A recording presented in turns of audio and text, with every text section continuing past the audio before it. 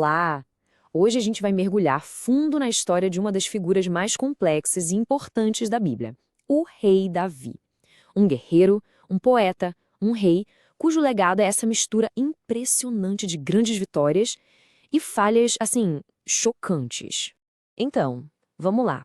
A vida de Davi já começa com um paradoxo incrível. De um lado, ele é chamado de um homem segundo o coração de Deus. Um elogio e tanto, né? Mas do outro, os próprios atos dele o colocam como adúltero e assassino. E aí vem a grande pergunta que a gente vai tentar entender aqui. Como é que essas duas realidades podem existir na mesma pessoa? A história dele parece oferecer uma resposta bem poderosa para isso. Para a gente entender quem foi Davi, a gente precisa voltar lá no começo de tudo. E que começo, hein? Totalmente improvável. Ele não nasceu em berço de ouro, não. Ele nasceu nos campos. Davi era o caçula, sabe, o mais novo de 8 irmãos. E o trabalho dele? Cuidar das ovelhas do pai. Ninguém, absolutamente ninguém, olharia para aquele garoto e pensaria, olha lá, o futuro rei de Israel. E a prova disso é que quando o profeta Samuel foi ungir um novo rei, ele olhou primeiro para os irmãos mais velhos de Davi. E eles, sim, pareciam reis, eram altos, fortes, se encaixavam perfeitamente no que todo mundo esperava de um líder. Mas aqui vem a virada de chave. Deus ensina uma lição fundamental para o profeta. A escolha não tinha a ver com a aparência, com o que os olhos veem. O que realmente importava era o que estava por dentro, no coração.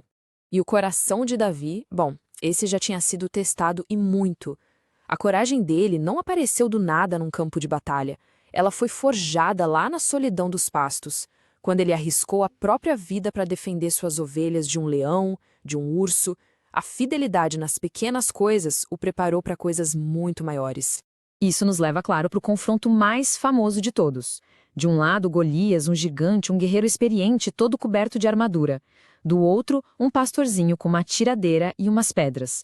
A confiança de Davi não estava na arma que ele carregava, mas no Deus em quem ele acreditava. Aquela vitória sobre Golias mudou absolutamente tudo. Ela jogou Davi numa jornada perigosíssima, que o transformou de herói nacional em alvo do próprio rei.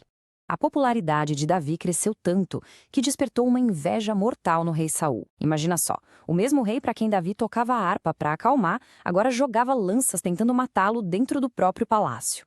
Agora, uma coisa realmente impressionante dessa época é que Davi, mesmo fugindo para salvar a própria pele, teve a chance de matar Saul, e não foi só uma vez, foram 2. Mas nas 2 vezes ele se recusou. Ele poupou a vida de Saul, mostrando um respeito incrível pela posição de rei que Deus tinha dado a ele. Depois que Saul morreu, a subida de Davi ao trono não foi assim da noite para o dia. Primeiro ele reinou só sobre a tribo dele, Judá. E só depois de muitos anos de conflito é que ele conseguiu unificar a nação inteira, conquistar Jerusalém, transformar a cidade na capital e aí sim consolidar um reinado de 40 anos. E é exatamente aqui que a história dá uma virada sombria. No auge do poder, no auge do sucesso, Davi vai enfrentar o seu pior inimigo, ele mesmo. Pensa bem, o reino estava em paz, os inimigos tinham sido derrotados e Davi, em vez de estar na guerra com seus soldados, estava tranquilo, à toa, no seu palácio. Foi nesse momento de conforto, de complacência, que o desastre aconteceu. A história é contada de forma brutalmente honesta. Davi comete adultério com Batseba. E para piorar, para tentar esconder a gravidez dela, ele planeja a morte do marido dela, Urias, um dos seus soldados mais leais, lá no campo de batalha. Mas Davi não se safou. O profeta Natã foi até ele e o confrontou na frente de todo mundo. E as consequências foram terríveis e imediatas, começando pela morte daquela criança. O pecado dele trouxe uma sombra que durou por muito tempo sobre a família e o reinado. Só que a história do Davi não acaba na queda. O que define ele, talvez até mais do que o seu pecado, é a forma como ele reagiu a tudo isso.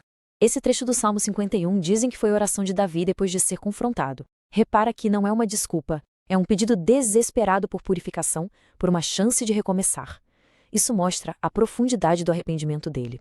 Então, a gente volta para aquela pergunta do começo. Aquele título, Homem segundo o coração de Deus, nunca foi sobre ser perfeito. Era sobre a direção do coração dele. Significava que mesmo depois de errar feio, terrivelmente, o coração de Davi sempre se voltava de novo para Deus. A resposta dele ao pecado, confessar, se arrepender, depender totalmente da graça, é que definia essa relação. E o legado dele é gigantesco.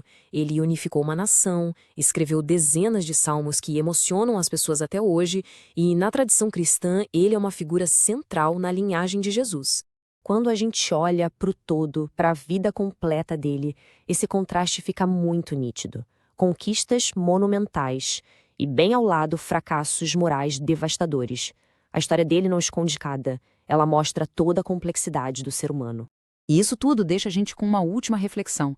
A história de Davi nos força a perguntar: o que realmente define uma vida? São as quedas, por mais graves que elas sejam? Ou é a luta sincera para se levantar de novo, se arrepender e tentar se alinhar com o que é certo? A resposta? Bom, talvez a resposta esteja exatamente no coração.